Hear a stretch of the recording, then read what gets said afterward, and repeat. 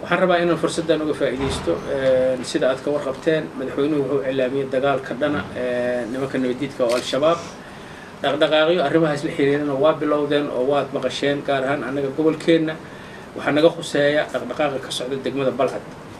inkastoo ciidamadu ay aad muxuu ahay arrintaas ay ugu wajahan yihiin haddana waxaan rabaa inaan tilmaamo in dagaalku u baahan yahay wada tashi isku fikrad isku niyad sida ay mataqaanaa dagaalkaasu hadda ku socdo oo deegaanada Basra bisaraaxa waxaan ka qabnaa welwel aad u fara badan waxaanan jeclaan lahaa in talada dib loogu noqdo la wada tashado dhibaatooyinka jira oo dagaalkaasu meeshii la rabay iyo wixii laga rajeynayo oo loo gaari laayahayna laga wada tashado arrinta inta u dhaafi maayo kaliya waxaan rabaa inaan ka faa'iideysto inaan fursadaas inaan halkaan aan arrinta ka jeediyo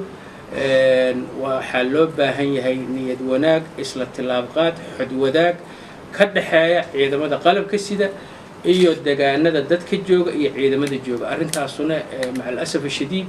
ma dhacayso dhibaatooyin fara badan way keeni doontaa haddaan la sixin